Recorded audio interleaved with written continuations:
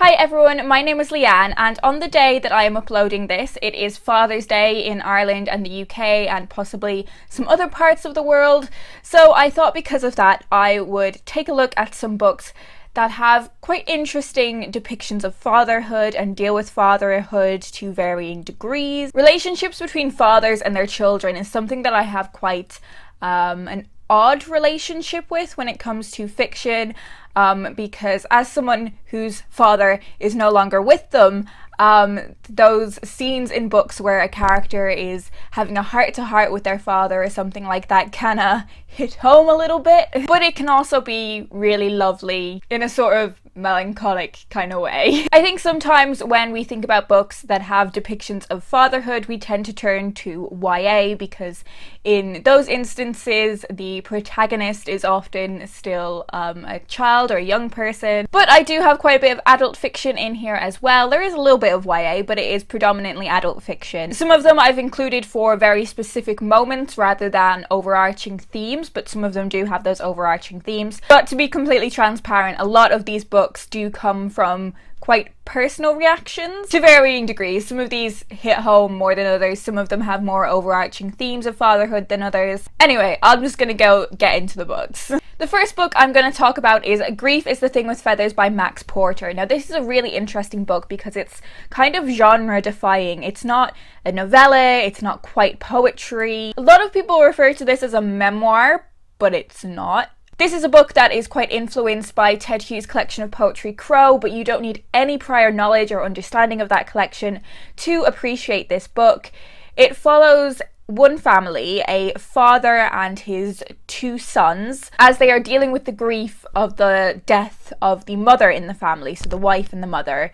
Also in this book we have a depiction of the crow, which represents their grief, and I think it's a fantastic depiction of a father processing his own grief while still trying to support his children, and it's just really fantastic. This is Trumpet by Jackie Kay. Now I studied this at university and it's probably one of the most valuable studying experiences I ever had. This book follows the death of a legendary jazz trumpeter called Joss Moody. I want to be very careful how I describe Joss's situation because we never actually hear Joss self-identify, but Joss performed his gender in a masculine way. However, upon his death it is discovered that he would have been assigned female at birth. I think there are really interesting explorations of the relationships between fathers and sons in this book. And yes, in a lot of ways this is a book about gender identity, but I think it's far more a book about race and fatherhood and the intersection of those things. Joss's son ends up going on this spiral of not understanding his own identity because of what he's discovered about his father's identity. It's a brilliant book. I would highly recommend you read it. The next book I'm going to talk about is probably one of my favourite books of all time, and I've been really lucky to meet this author a couple of times and organise an event with her, but that is What a Way to Go by Julia Forster. I love this book so much. It is set in the late 1980s and it follows a 12-year-old girl named Harper whose parents are divorced. She lives with her mother, but she goes and sees her dad quite often. Her dad seems to have got the worst end of this divorce. He lives in a mouldering cottage in the Midlands. He goes to the Lone Rangers Single Parents Club, but he is definitely a father that tries his best, a little bit bumbling, often resulting in things that are quite comical, and this is a very funny book. And there are also some other male influences in Harper's life who I think are really important to her as well. This is such an underrated book and you should so read this. The next book I'm going to talk about is The Tidal Zone by Sarah Moss. This again is probably one of my favourite books of all time.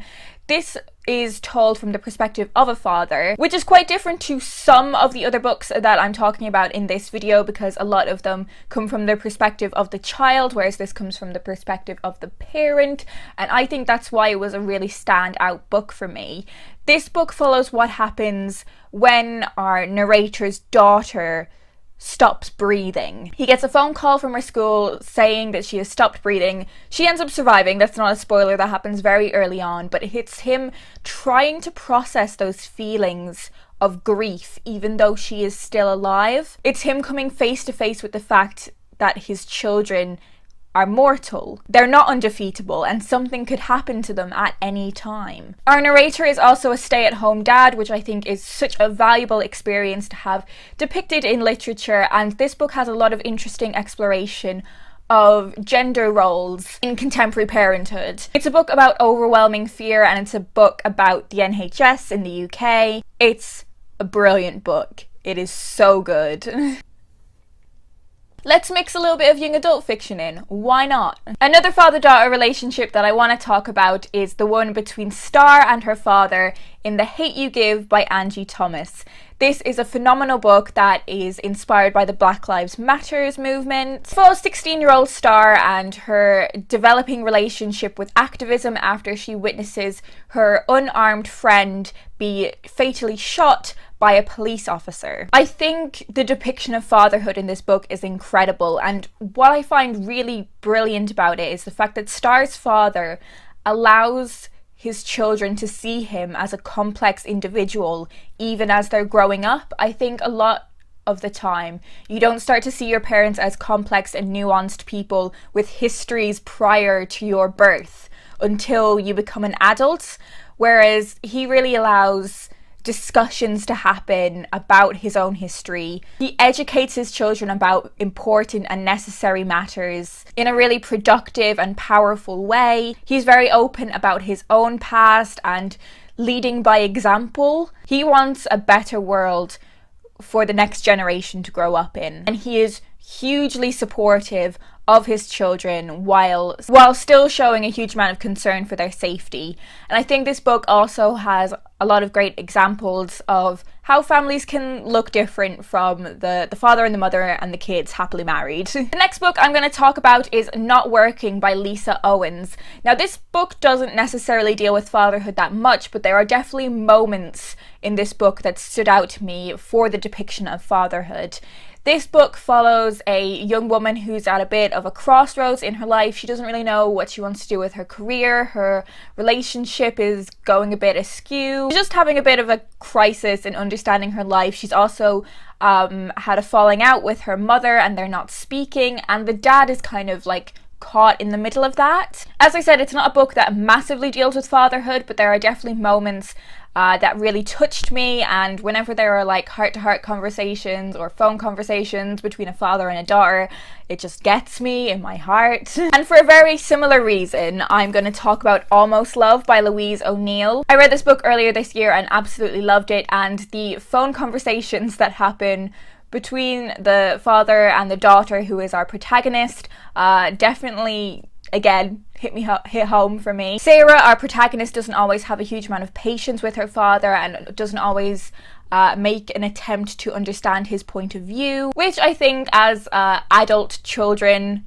a lot of people would be able to relate to. She doesn't get home to see him as often as she probably should. They haven't really processed their mutual grief over the fact that her mother has passed away, and there's a lot of underlying resentment there that they haven't dealt with. It's a part of this book that really touched me, and it made me think about how desperate I am to be able to have a phone conversation with my own dad, but knowing that will never happen. And the final book that I'm going to talk about is the Geek Girl series by Smale. This is somewhere between like a middle grade and a YA series of books, I would guess. It's a bit of a ridiculous series. Our protagonist is called Harriet, and in the first book, she is like picked up by a modelling agency, and the rest of the series follows her whirlwind adventures in her modelling career. But at the heart of this series, and that slightly ridiculous story, is a beautiful exploration of friendship and family and understanding one's own self as you grow up. And I absolutely love the father-daughter relationship in this book. Harriet's father is kind of the stereotypical jokey, bumbling dad.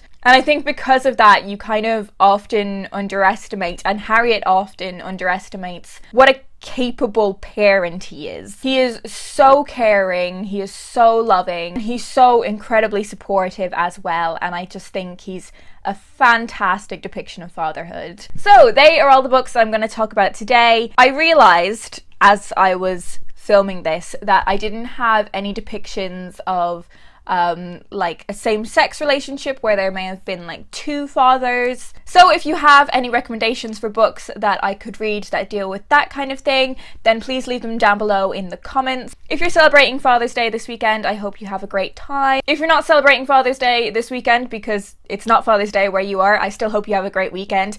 If Father's Day is a bit of a tough time for you, then I hope you are dealing with it as well as you can. Anyways, that's all I'm going to talk about today, and I will speak to you guys in my next video.